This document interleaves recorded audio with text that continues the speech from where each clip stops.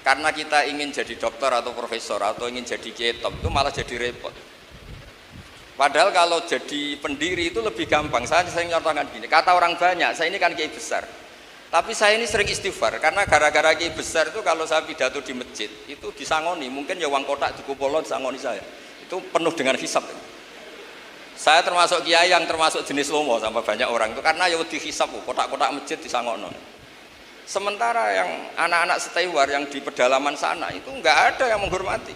Mungkin masjid belum ada, madrasah belum ada, barokahnya belum ada itu punya tanah kecil diwakafkan, punya uang sedikit diamalkan. Sehingga makomnya itu pendiri, bukan mendapat.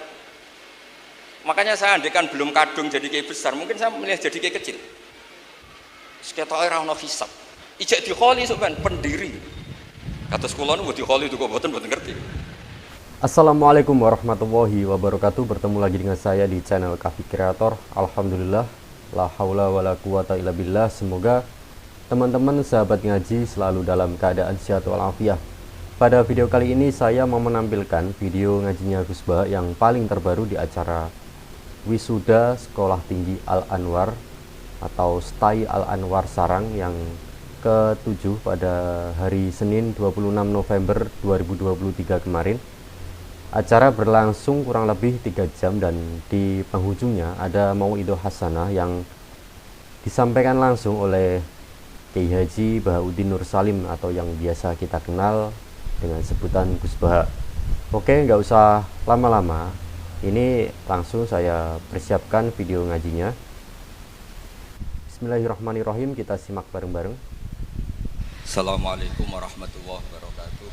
Waalaikumsalam warahmatullahi wabarakatuh. Alhamdulillahirabbil alamin wassalatu wassalamu ala asyrofil mursalin sayyidina maulana Muhammadin wa ala alihi wa sahbihi ajmain amma ba'du.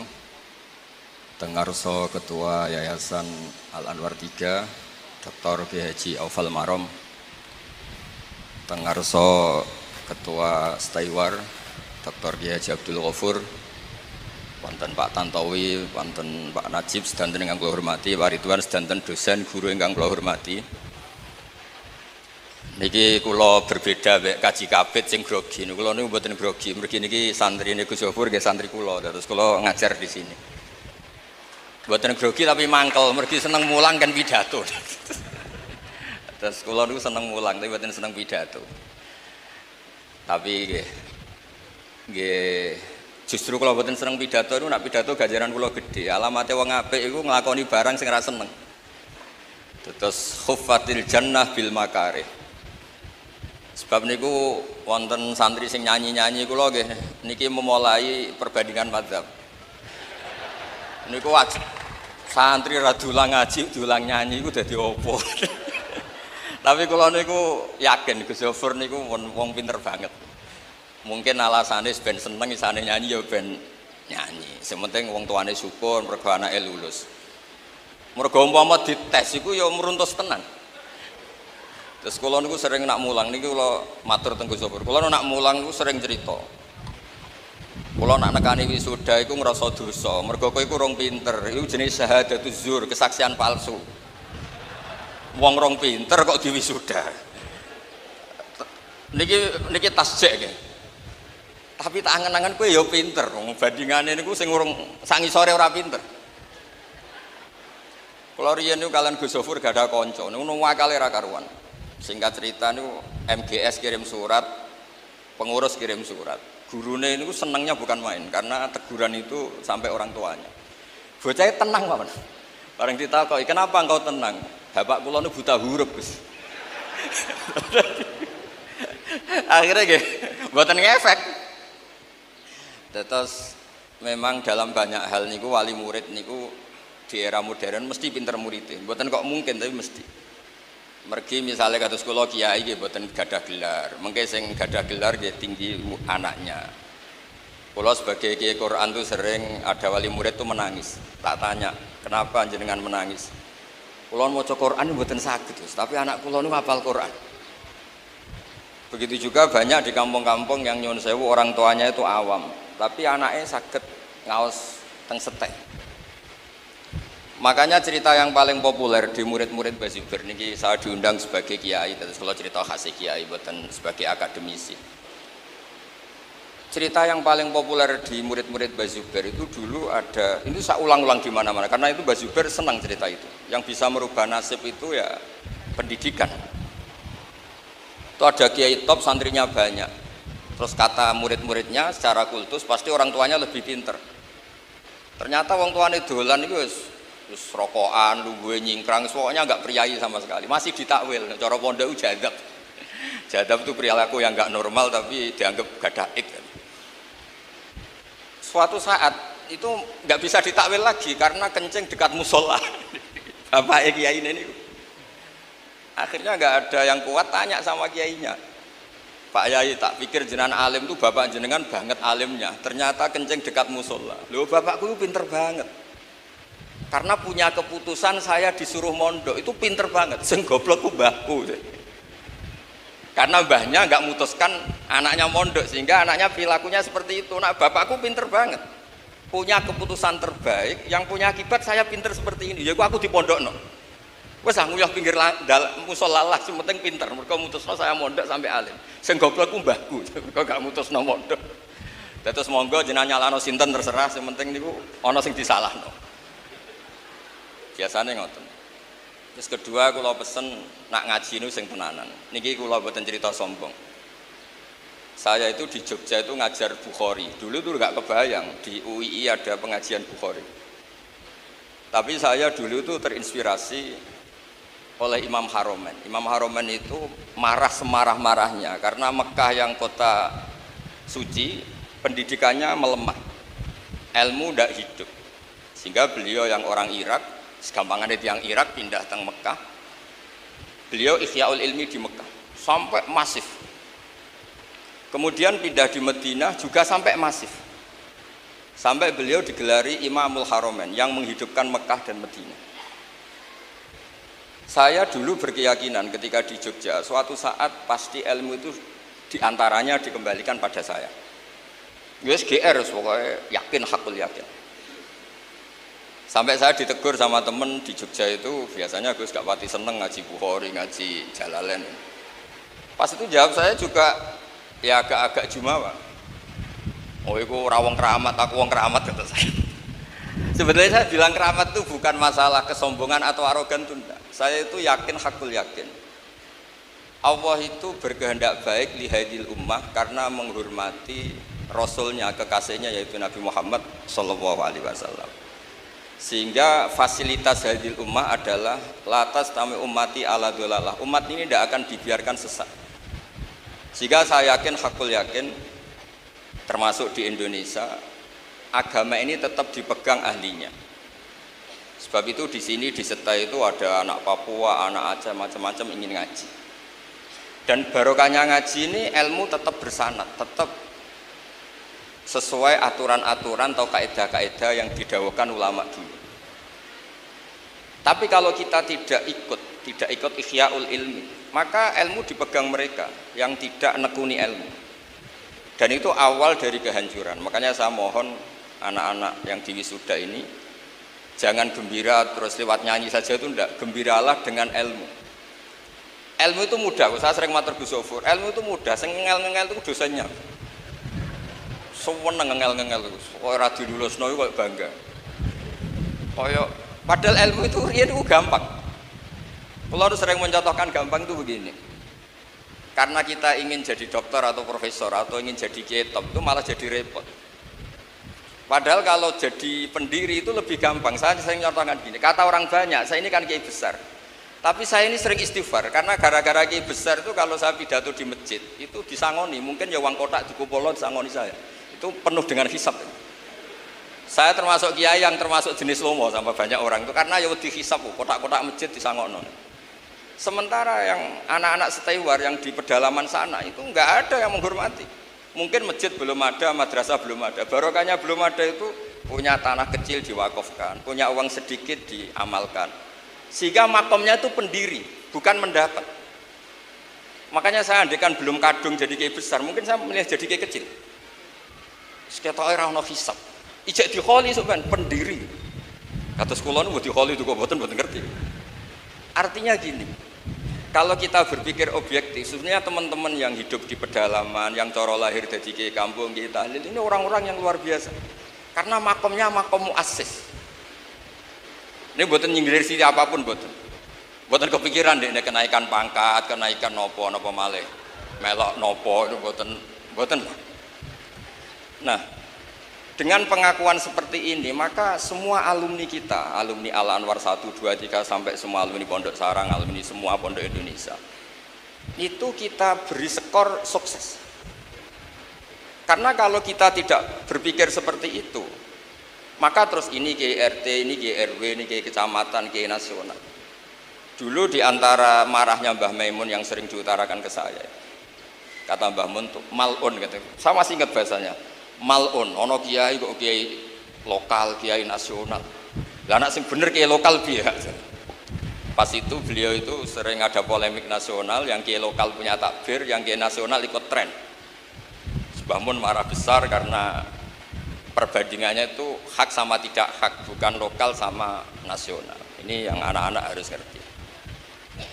Saya itu merasakan, saya ini kan tidak punya gelar apapun, tapi ketika saya memastikan kalau rofak dibaca rofak, kalau nasob dibaca nasob, kalau jer dibaca jer, kalau maknanya Bukhari ini seperti ini sesuai di kitab Fathul Bari.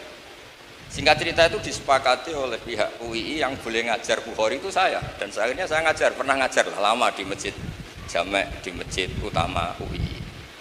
Jadi saya mohon SDM-nya teman-teman ini ditata betul, jangan setelah di wisuda terus dianggap sukses ngelabi orang tua ini ampun lah, pokoknya harus sampai alim. Anda bisa ngelabi orang tua, Anda nggak bisa ngelabui saya karena saya guru Anda. Jadi harus tobat betul di bab SDM. Ini buatan ngamuk di cerita mawon. Salah diundang nggak? Jadi kalau buatan kepentek kok, tapi karena menurut saya kecakapan baca kitab yang tahqiq itu memang tinggal kita, ya kita yang nekuni betul di pesantren. Saya punya pengalaman banyak hal ya, di beberapa perdebatan Islam. Ternyata berkahnya tadi yang digulirkan Pak Tantowi tadi, perbandingan madzhab. Ketika kita ngaji usul fikih, ngaji kaidah fikih, itu ketemu orang yang paling ekstrim dengan tanda kutip, itu tetap kita ini unggul.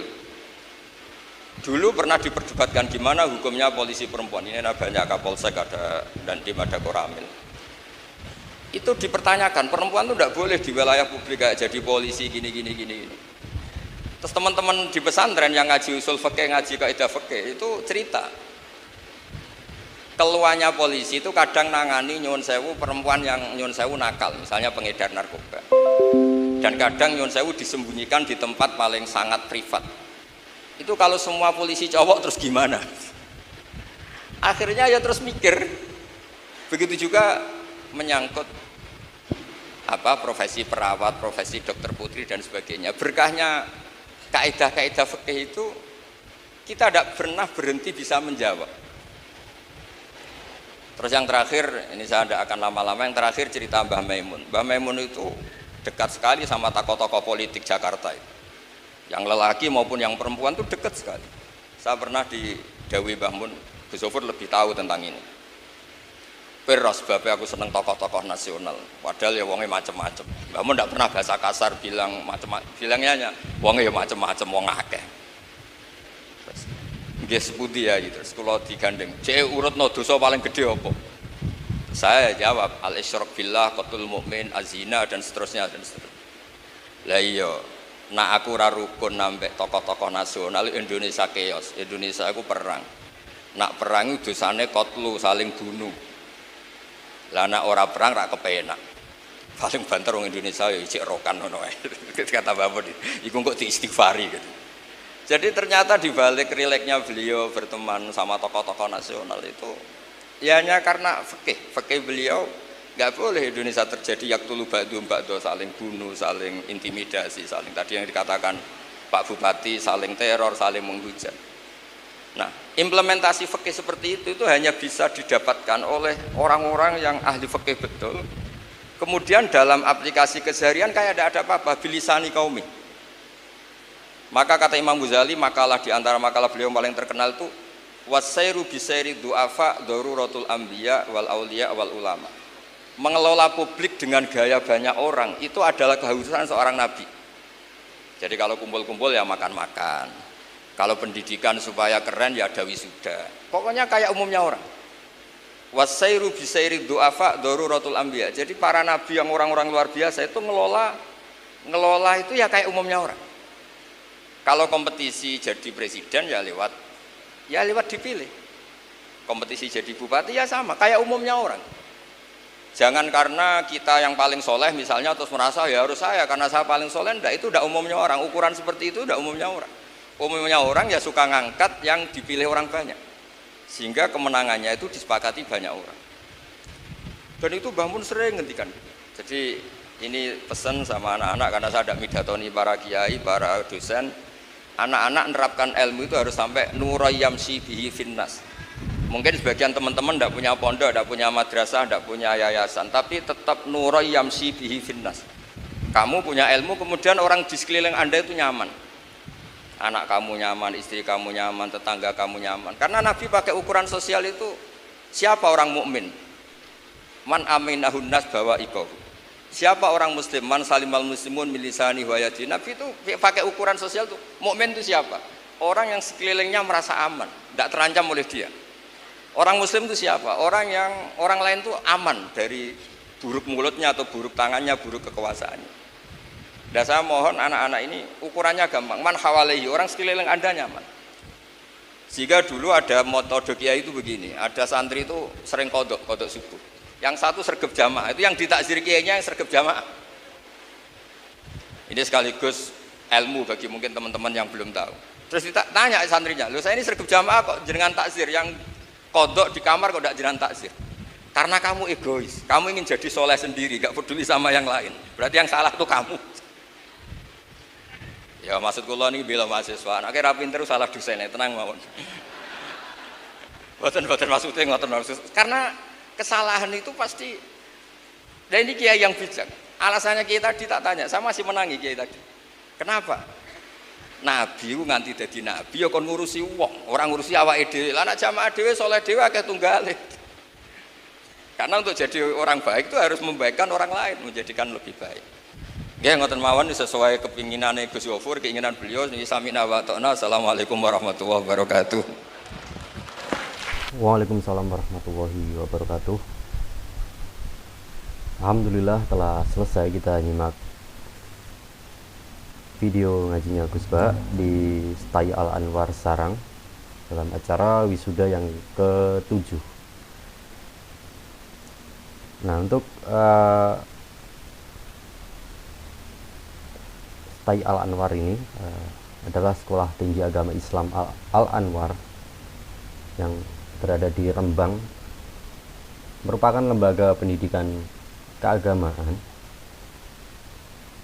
Islam berbasis pesantren yang didirikan pada tahun 2011 oleh Kiai Haji Maimun Zubair, pengasuh pondok pesantren Al Anwar Sarang, Rembang, Jawa Tengah. Nah, keberadaan Stai Al Anwar yang tidak dapat dilepaskan dari karakteristik pesantren Al Anwar yang berciri tradisional diharapkan dapat menjadi jenjang penerus pendidikan keagamaan yang lebih tinggi bagi kalangan santrinya dalam lingkup pendidikan formal dan dalam melanjutkan tradisi keilmuan, disiplin ilmu keislaman yang kuat dan ilmiah yang sudah menjadi ciri khasnya. Dan hingga saat ini dari sisi legalitas Stai Al Anwar tercatat dalam sebagai salah satu perguruan tinggi Islam di Indonesia. Untuk yang disampaikan Gus Bah tadi di penghujung penyampaiannya, pesan beliau adalah karena untuk jadi orang baik itu harus bisa menjadikan orang lain itu baik dulu. Kita harus menjadikan orang baik, baru kita bisa dibilang kita ya jadi orang baik gitu. Itulah mungkin pesan yang bisa kita ambil dari ngajinya Gus Ba, dan semoga video ini bermanfaat dan bisa menambah wawasan ilmu agama kita dan kita bisa mengamalkannya. Dan terima kasih yang sudah nyimak video ini hingga selesai, dan mohon maaf jika ada salah-salah kata dalam penyampaian saya di akhir video ini. Terima kasih. Wassalamualaikum warahmatullahi wabarakatuh.